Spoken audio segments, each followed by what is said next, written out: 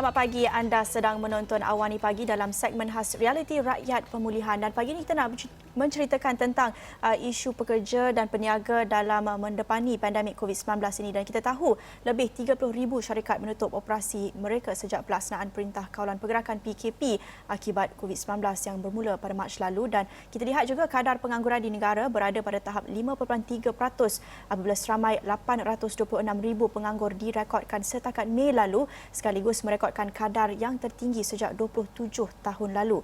Namun dengan pembukaan semula ekonomi secara berperingkat serta kita juga menjangkakan penerimaan vaksin COVID-19 tahun depan, negara kita berada di landasan tepat untuk pemulihan ekonomi terutamanya bagi peniaga dan pekerja. Dan bagi kebanyakan orang, bantuan Prihatin Nasional dan program subsidi upah menjadi talian hayat ketika berdepan dengan krisis ini. Dan pagi ini kita nak bincangkan bagaimana inisiatif tersebut telah membantu setakat ini dan bergerak ke hadapan, apa penyelesaian yang diperlukan dalam masa jangka panjang bagi ekonomi negara terutama bagi peniaga kecil dan juga pekerja. Ya, dan untuk itu kita nak terus bersama dengan tetamu kita pada pagi ini. Kita bersama dengan Syamsul Bahrin Ali, merupakan pengasas QPADS, dan juga Nurul Nazihah Sapuan, Eksekutif Pengurusan Sumber Manusia, dan Dr. Ida Yassin, Pensyarah Kanan Putra Business School UPM. Terima kasih kepada kesemua tetamu kita pada pagi ini menceritakan tentang bantuan Prihatin Nasional dan juga program subsidi upah. Mungkin kita boleh mulakan dengan Encik Syamsul. Kita lihat fasa pertama Perintah Kawalan Pergerakan pada Mac 2020. Banyak perniagaan dan perusahaan terpaksa dihentikan sementara waktu. Sudah pasti Syamsul juga terkesan. Boleh ceritakan sedikit bagaimana situasi Syamsul pada ketika itu? Terima kasih. Assalamualaikum. Selamat pagi Awani. Pada fasa pertama Perintah Pergerakan, memang agak terkejut. Kita seolah masih hilang arah sekejap. Sebab selalunya kita boleh menjangkakan sesuatu yang akan berlaku. Tetapi situasi COVID sedikit unik, di mana kita diberikan kejutan yang sangat-sangat tidak kita bersedia. Saya sebagai seorang yang bekerja sendiri menghadapi sesuatu situasi yang survival itu adalah normal. Tetapi boleh saya katakan situasi COVID ini adalah sesuatu yang agak mengejut dan agak satu luar dari jangkaan saya sebagai seorang peniaga sendiri. Itu yang saya boleh... Situasi waktu itulah yang macam quite of like stuck sekejap. Ya, dan kalau Nurul juga boleh kongsikan pada ketika kemuncak PKP dilaksanakan, boleh ceritakan bagaimana situasi ketika itu? Pertama sekali, saya ucapkan terima kasih kepada Asrawani kerana memberi peluang kepada saya pada pagi ini untuk mengulas tentang perkara ini. Seperti yang kita semua sedia maklum, pada fasa pertama PKP pada bulan Mac yang lalu, banyak perniagaan dan juga perusahaan terpaksa ditangguhkanlah operasi buat sementara waktu atas nasihat KKN dan juga arahan kerajaan pada ketika itu. Jadi dia banyak beri kesan dekat peniaga dan juga pengusaha perniagaan seperti saya. Sebab kerja-kerja yang sedang dijalankan terpaksa diberhentikan dan pekerja harus bekerja daripada rumah. Macam tu benda barulah buat kami semua. Dr. Ida, bagaimana Dr. Ida melihat kepada bantuan-bantuan pakej rancangan ekonomi yang telah pun diberikan pada awal dahulu? Bagaimana kesannya ketika ini kita dapat rasai, Doktor? Terima kasih, Cik Azizi. Kerajaan telah memperkenalkan BPN ataupun Bantuan Prihatin Nasional, dan kita ada juga BPN 2.0 di mana tambahan dana sebanyak 7 bilion ringgit telah diberikan. Di samping itu ada program subsidi upah yang disediakan juga, dan saya sangat gembira perkara ini diberi bantuan kepada IKS terutamanya industri kecil dan sederhana, termasuklah Cik Nurul dan Cik Samsul. Dan kita nak kembali bersama dengan Nurul. Kalau boleh Nurul kongsikan setelah pengumuman PKP dibuat, kita saksikan pada Mac lalu dan juga kita tahu perniagaan terpaksa dihentikan buat sementara. Adakah Nurul sudah menjangkakan akan berlaku kemelesetan dari segi pendapatan syarikat, dan juga apa yang dilakukan Nurul sendiri kerana kerajaan ketika itu masih lagi belum mengumumkan apa-apa inisiatif seperti sekarang kita lihat ada program subsidi upah dan sebagainya. Tapi pada waktu itu apa yang tindakan yang diambil Nurul? Ya, betul tu. Terpaksa saya akan jagakan akan berlakunya kemelesetan pendapatan dari segi pendapatan syarikat.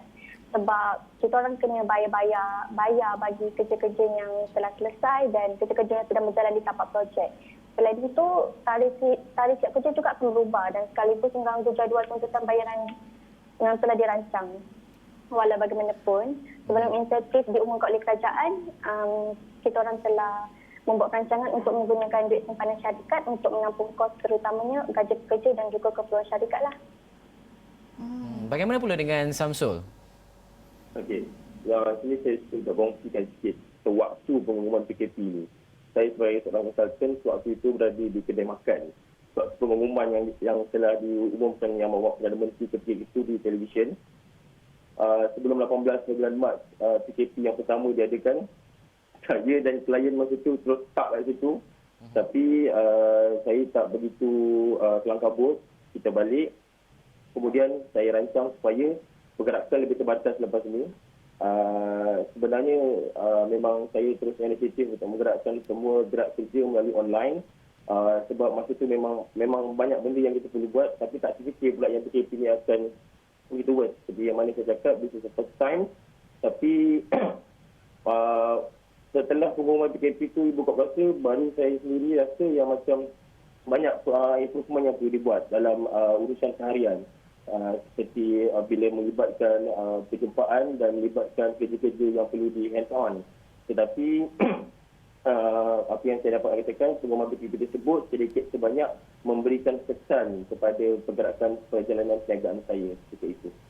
Ya, Dan Dr. Ida, kalau kita nak melihat apa yang diceritakan oleh Nurul, apa yang diceritakan oleh Samsul sebentar tadi, ini semua memberi gambaran bahawa mereka menerima kesan yang begitu mendalam dan dalam masa yang sama bantuan-bantuan yang diberikan itu memberi manfaat. Tapi kita nak melihat kepada secara keseluruhan bantuan-bantuan yang diberikan ini, adakah ia bersasar ataupun perlu penambahbaikan lagi untuk mencakupi keseluruhan mereka yang terkesan? Kerana seperti yang kita mendapat angka lebih kurang dalam 30,000 SME terima kesan akibat pandemik COVID-19, angka pengangguran juga masih berada pada paras 700 hingga 800 ribu kes pengangguran itu. Jadi bagaimana doktor melihat perkara ini? Saya merasakan bahawa bantuan ini memang bersasar. Ya, apa yang kerajaan buat ini bersasar. Bukan untuk semua, terutama untuk industri kecil dan sederhana. Jadi bermaksud dia bersasar. Apa yang perlu dipertingkatkan pada pandangan saya adalah akses kepada lebih ramai IKS di luar sana, sebab kemungkinan ada yang masih tidak tahu bagaimana untuk memohon bantuan ini ada. Jadi komunikasi itu sangat penting kerana dananya sudah ada, caranya ada. Kita mengharapkan semua IKS dapat akses kepada maklumat ini dan juga dapat akses kepada dana ini untuk membantu mereka untuk bangun semula dalam perniagaan. Ya, kita nak dengarkan terus daripada Nurul dan Syamsul juga. Sejurus setelah menerima bantuan yang diumumkan kerajaan itu, kita ada bantuan perhatian nasional dan juga program subsidi upah. Kita dengarkan dulu daripada Syamsul, apa yang dilakukan dengan bantuan yang diterima itu, apa reaksi pertama, dan kita dengar tadi daripada Dr. Ida mungkin ada sedikit masalah daripada sudut permohonan ataupun birokrasi itu dan mungkin ada sedikit kekeliruan dalam kalangan mereka yang memohon untuk bantuan ini. Daripada pengalaman Syamsul sendiri, bagaimana pengalaman menerima bantuan itu? Pada pendapat saya, kekeliruan itu sedikit berlaku pada awal sebab first, this is the first time, memang kita tak pernah menghadapi situasi ini dan banyak bantuan-bantuan yang diperkenalkan kerajaan bagi membantu menekan pandemik COVID ini, terutamanya kepada IKS dan usahawan. Tetapi ianya bukanlah satu halangan kepada penerima bantuan seperti saya. Pada mulanya, saya sebagai seorang penerima BPN, bila mendapatkan BPN itu, apa yang saya buat pada itu ialah saya simpan dulu bantuan yang saya dapat tu dan saya berikan kepada untuk keperluan sendiri dahulu. Di mana ketika itu saya merasakan bantuan yang ada ini, saya tak rasa ini cukup untuk semua, tapi saya rasa ini bakal membantu saya pada masa sukar yang akan datang pada waktu ketika itu, dan saya merasakan bantuan ini sangat berketertarikan pada waktu dan situasinya kerana bagi saya kerajaan bertindak begitu proaktif dengan melancarkan bantuan-bantuan ini terus selepas COVID ini menyerang industri di Malaysia. Bagi saya ini suatu bantuan yang saya hargai dan banyak membantu saya ketika pada itu. Dan bagaimana pula dengan Hidayah, penerima bantuan subsidi upah itu? Adakah bantuan subsidi upah ni memberi sedikit kelebihan peratusan yang diberikan? Adakah mencukupi ataupun perlu ditambah lagi untuk menampung, dan juga tempoh tersebut adakah cukup ataupun perlu ditambah lagi? Bagaimana pendapat Hidayah? Nurul ya. Nurul. Nurul. Maaf. Maaf. Okey, selepas pengumuman prihatin dibuat, memang saya sangat bersyukurlah. First, terima kasih sangat kepada Perdana Menteri Malaysia kita sebab mengambil berat macam untuk peniaga-peniaga dan pekerja macam kita orang lah. Mengurus syarikat seperti kami. Langkah seterusnya, kita orang menyimak cara permohonan. Bagaimana nak mohon prihatin tersebut, kandungan aktiviti yang ada dan syarat kelayakan yang ada lah. Dan langkah seterusnya, kita orang sediakan dokumen yang diperlukan dan seperti sudah maklum, inisiatif prihatin ini dapat merupakan sebanyak 3.3 juta orang pekerja dan sebanyak 5.9 bilion ringgit. Okey, saya nak tanya secara keseluruhannya, Samsul dan juga Nurul, permohonannya seperti yang Nailah katakan, adakah senang, mudah didapati, pemahaman, komunikasi di antara penerima-penerima bantuan tersebut, adakah ia okey, sesuai, lancar ataupun terdapat sedikit masalah dan sebagainya? Kalau ada masalah, tolong ceritakan supaya kita boleh membuat penambahbaikan dari sudut itu. Kita mula dengan Samsul. Okey.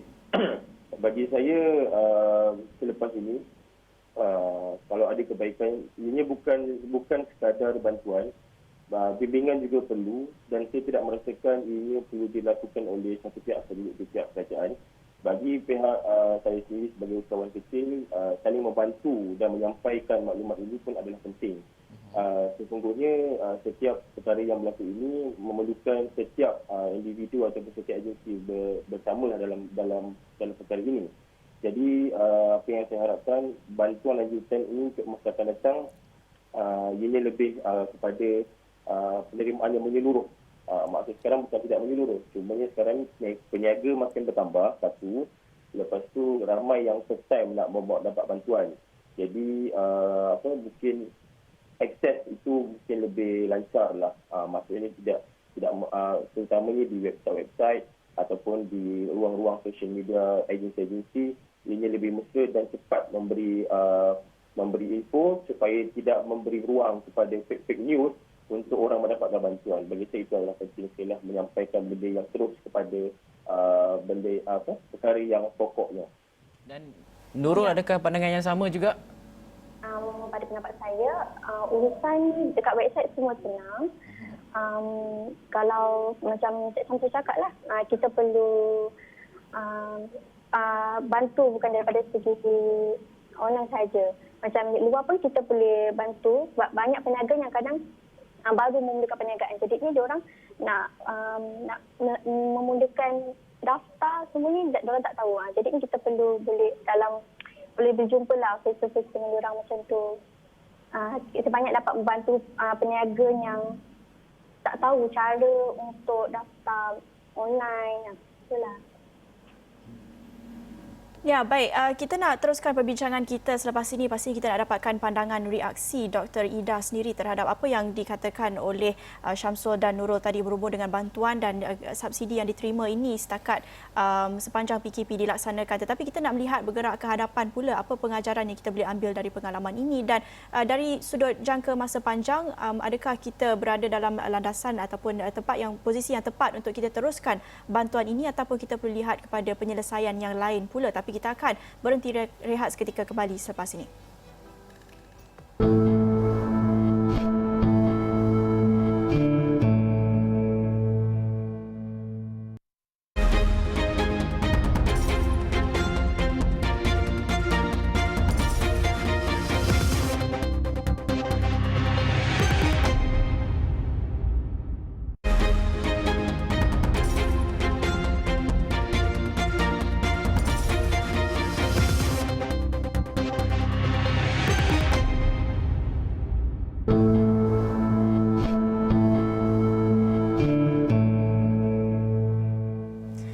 Bersama kembali dalam segmen Realiti Rakyat Pemulihan di Awani Pagi, kita menceritakan tentang impak COVID-19 kepada peniaga dan pekerja, tetapi bagaimana mereka dapat bangun semula, bangkit semula dengan bantuan yang diumumkan, misalnya bantuan prihatin dan juga subsidi upah yang diberikan kepada peniaga. Dan kita nak teruskan perbincangan bersama dengan ketiga-tiga tetamu kita. Soalan seterusnya kepada Dr. Ida Yassin, Pensyarakanan Putra Business School UPM. Kita dah dengarkan tadi daripada pandangan Syamsul dan Nurul tentang bantuan yang telah diterima mereka, dan bagaimana doktor sendiri melihat program subsidi upah ini boleh membantu individu seperti Nurul sendiri dan juga peniaga lain dalam membangkit semula dalam fasa pemulihan ekonomi ini dan juga bergerak ke hadapan bagi tahun 2021.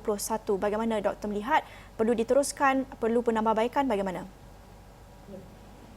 Pada pandangan saya ia perlu diteruskan, dan saya sangat gembira Cik Nurul dan juga Cik Samsul mengambil inisiatif, kerana di pihak kerajaan mereka telah menyediakan dana dan inisiatif, tetapi di pihak IKS sendiri harus mengambil peluang itu. Ya, jika tidak ada kedua-dua pihak ini menjalankan pembangunan ini dan menjalankan pemulihan ini, dia tidak akan berjaya. Jadi saya mengharapkan ia berterusan sehingga 2021, kerana kesan pandemik ini belum berakhir lagi. Jadi ia masih diperlukan. Dan melihat kepada situasi semasa, adakah rakyat Malaysia perlu dibantu ataupun kita perlu sedar bahawa bantuan yang disediakan ini boleh memberi kesan kepada keadaan keuangan negara jika ia masih diteruskan? Pada pandangan doktor bagaimana? Ya, saya setuju tu Cik Afizi. Sekiranya kita teruskan berpanjangan lama, ia akan memberi kesan kepada ekonomi negara. Jadi dari sini kita menganggarkan bahawa kita akan ada vaksin pada tahun hadapan, dan kita juga mengharapkan bahawa buat masa ini sebelum vaksin ditemui, semua rakyat Malaysia dan juga industri kecil dan sederhana memberi perhatian kepada SOP untuk mengekang COVID-19. Sekiranya COVID-19 ini masih berada di dalam masyarakat di mana angka yang sakit tinggi, angka yang meninggal dunia tinggi, jadi itu boleh menjejaskan perniagaan dan juga ekonomi negara. Jadi kita juga harus memainkan peranan kita dalam hal ini supaya kita boleh mengekang penyakit, di mana sekiranya kita boleh mengekang penyakit dengan baik, ya, ekonomi akan berkembang. Jadi itu yang saya ingin sarankan kepada semua. Ya, bagi Syamsul, apa langkah seterusnya kita lihat selepas bantuan-bantuan ini diumumkan dan juga dalam konteks semasa Belanjawan 2021? Apa yang dilihat mungkin menggambarkan, mencerminkan harapan Syamsul sendiri juga bergerak ke hadapan dalam 2021 ini? Apa yang diperlukan? Mungkin boleh kongsikan juga pengalaman secara keseluruhannya sepanjang pandemik COVID-19 ini. Apa lagi yang diperlukan, Syamsul? Sebelum saya lebih banyak, saya setuju dengan pernyataan doktor tadi mengatakan bahawa pentingnya kita menjaga SOP. Kita jaga SOP dan kita perlukan benda ini berterusan. Walaupun aktiviti ekonomi semakin perlahan-lahan bergerak semula, tapi yang pentingnya SOP juga. Bagi untuk bajet 2021, saya merasakan ianya perlu disambut dengan baik kerana begitu banyak dana dan bantuan disalurkan semula kepada rakyat khususnya. Jadi apabila banyak duit ataupun bantuan disalurkan terus kepada rakyat, ianya memberikan satu impak positif kepada industri kecil dan ramai lagi industri-industri luar sana. Kerana pentingnya sekarang ini adalah untuk setiap rakyat merasakan dibantu dan dapat peluang untuk bergerak secara normal walaupun dalam keadaan kita menjaga SOP khususnya. Bagi saya, kerajaan perlu sentiasa bersama dengan rakyat dan rakyat juga perlu bersama menjaga SOP, dan seterusnya kita sama-sama untuk membaiki ekonomi kita pada masa akan datang dengan lebih baik, insya-Allah. Dan Samsul, dalam masa yang sama juga kita nak melihat kepada walaupun bantuan-bantuan dan sebagainya kita tahu jumlahnya banyak dan sebagainya diberikan kepada PKS, tapi apabila bantuan-bantuan itu diberikan tetapi ia tidak digunakan dengan sebaik mungkin, orang kata semaksimal yang mungkin, dan sambutan tangan daripada kerajaan itu sekiranya tidak disambut dengan baik, proses tersebut tidak dapat bertahan lama. Jadi saranan Samsul kepada kawan-kawan PKS, apa yang perlu dilakukan? Okey, bagi saya ini adalah satu proses di mana kita perlu mengambil setiap langkah, orang kata apa, ilmu pun kita perlu tambah juga. Apa bantuan yang kita perlukan kepada diri kita. kita bukan sekadar ambil bantuan dan kita gunakan untuk benda lain, dan itu sangat-sangat tidak bertanggungjawab dan menidakkan hak kepada IKS yang lain. Jadi pada pesan saya pada IKS yang lain ataupun pada mana-mana pihak yang mendapat bantuan kerajaan waktu COVID ini, gunakan sebaik mungkin dan pastikan anda betul-betul memerlukan pada sesuatu yang diperlukan. Jangan kita ambil peluang ini seperti menangguh dia yang keruh. Kerana ingat, lagi COVID ini berada dalam komuniti kita, kita masih dan perlu lagi untuk berperang dengan COVID ini. Jadi jangan digunakan bantuan itu sebagai alasan untuk kita bersenang lenang tanpa kita menggunakannya pada tempat yang betul. Bagi saya sebagai seorang IKS dan juga usahawan tidak bersetuju sama sekali dengan mana-mana IKS mengambil peluang dengan tidak menggunakan peluang ini dengan sebaik-baiknya. Bagi Nurul sendiri, bagaimana Nurul memanfaatkan bantuan yang diterima itu dan bergerak ke hadapan, apa menjadi pengajaran utama buat Nurul sepanjang pandemik ini? Sepanjang pandemik ini, macam pandemik COVID-19 tak pernah berlaku lagi. Jadi ini benda baru buat kami semua. Dengan adanya bantuan sebegini, ini dapat membantu kami walaupun kerja-kerja kami tak berjalan, tapi dapat bantu saya, peniaga, dengan membayar gaji mereka, menampung kos harian hidup mereka lah. Sebab dengan memberikan kesan kepada ekonomi, bukan saja negara, malah dunia juga terjejas. Jadi saya katakan yang bantuan ini masih diharapkan lagi oleh pengusaha-pengusaha seperti syarikat seperti saya, kerana ia sedikit sebanyak dapat menampung kos dan secara tidak langsung dapat memulihkan ekonomi negara kita seperti sedia kala lah.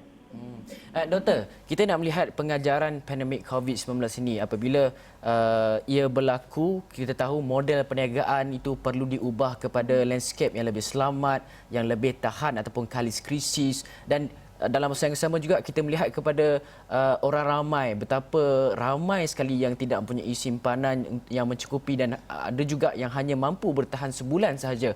Jadi apa pengajaran bagi doktor melihat kepada kedua-dua perkara ini? Ya, Hafizi, di samping kesan negatif COVID-19 kepada kita semua, dia ada juga sebenarnya kesan positif di mana kita melihat ruang perniagaan kita ini pada sudut yang berbeza. Saya setuju tadi ada setengah IKS yang tidak mempunyai simpanan yang cukup. Kita mengharapkan bahawa ini menjadi satu pengajaran kepada kita. Jika ekonomi bertambah baik, nanti kita membuat simpanan. Itu satu perkara. Perkara yang kedua, saya ingin mengutarakan tentang pendigitalan. Jadi bisnes sekarang ini, perniagaan harus melihat kepada pendigitalan ini sebahagian daripada strategi bisnes mereka. Saya melihat pandemik 19 benar-benar mengajar kita bahawa kita harus berganjak kepada pendigitalan, kepada perniagaan, terutamanya dari segi marketing, dari segi pemasaran dan sebagainya. Ia harus diambil peluang pada waktu ini, dan dana-dana yang berkaitan juga disediakan sebenarnya untuk pendigitalan bagi industri kecil dan sederhana. Jadi apa nasihat yang Dr. Ida boleh kongsikan kepada penonton kita, terutamanya bagi peniaga-peniaga kecil dalam mengharungi tahun baharu ini? Pastinya cabaran pandemik COVID-19 itu masih lagi ada. Apa nasihat Dr. Ida? Dan kalau boleh saya tambah, orang ramai melalui simpanan dan juga pengurusan keuangan.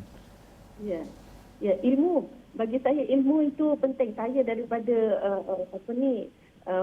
universiti kan, saya selalu menyarankan bahawa ilmu itu penting. Tidak semestinya kita harus mendapatkan ilmu itu secara formal, juga boleh mendapatkan secara informal. Malahan sekarang ini kita dapati bahawa ada pembelajaran yang kita boleh jalankan online, kita boleh sertai secara online, dan kebanyakan juga ada yang percuma. Jadi saya menyarankan bahawa pengusaha industri kecil dan sederhana, jika ada masa, cari ruang itu untuk menyertai program-program ini supaya kita dapat menambah ilmu. Kerana bagi saya, dengan ilmu sebenarnya kita boleh mengatasi masalah-masalah yang kita hadapi. Okey, baiklah, terima kasih kepada Dr. Ida Yassin, Pencerakanan Putra Business School UPM, Samsul Bahrin Ali, pengasas QPEX, dan juga Nurul Nazihah Sapuan, Eksekutif Pengurusan Sumber Manusia, atas perkongsian berkenaan dengan bantuan yang diterima sepanjang era pandemik COVID-19 ini, yang kita belum lagi ketahui bilakah ia akan berakhir. Tetapi saranan kesemuanya setuju bahawa biarpun pihak kerajaan memberikan bantuan dan sebagainya, tapi pematuhan SOP oleh rakyat itu adalah kunci kepada pemutusan pemutusan rantaian COVID-19 itu. Dan setakat itu saja yang kami dapat bawakan untuk Awani Pagi segmen Reti Rakyat ini. Sekian, terima kasih. Saya Hafizah Zaman dan juga rakan setugas Nalia Huda. Assalamualaikum, salam sejahtera.